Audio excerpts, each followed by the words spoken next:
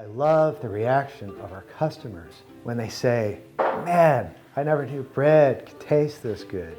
We have photos, there's one on our social media where a guy's hugging his bag of flour. You know, it just gives me, and I think all of us, great satisfaction to know that people appreciate what we're doing. Cairnspring is like an old-fashioned barn raising. It was born out of the port's interest to support agriculture by bringing value-added businesses in that would use the local agricultural products and add value to it so that we keep farmers on the ground.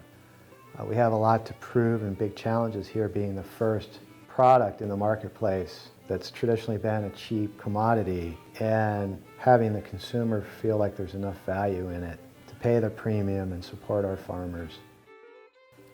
Just 100 years ago, there were 24,000 mills in this country. And the system was really quite sustainable and resilient because they had wheat varieties they grew for each place in different climates. The millers knew which ones milled well, the bakers knew which ones baked well, the farmers knew which ones would yield well and also have disease resistance. Fast forward to 100 years, we've gone from 24,000 mills to 166. And those mills, a large majority of them, can make up to 3 to 4 million pounds of flour in one day. So they buy the cheapest grain possible, they blend it all together, and then the way they process it to give it a shelf life is they extract all of the flavor and nutrition from the grain. There's over, 50,000 grains, some people say up to 200,000. And they can be full of flavor and nutrition. And we in our generations, most of us have never experienced that.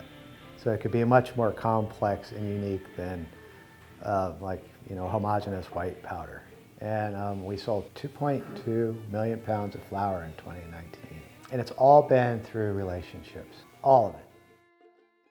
So part of this mill is, and part of what mills used to be like, is they used to be a hub of commerce. It would be a place where people gathered, they'd bring their grain, they'd buy flour. So I wanted to recreate that a little bit.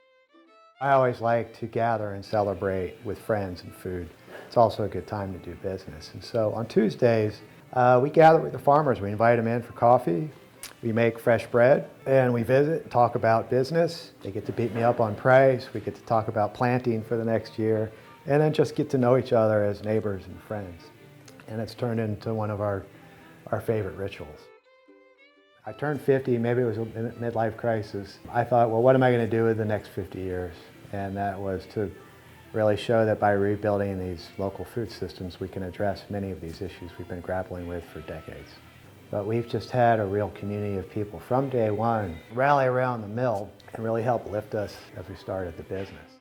We grew 30% a quarter, 8 quarters in a row. And the construction that you hear in the background is because we maxed out the mill capacity. We've had to shut down to increase capacity sooner than we expected.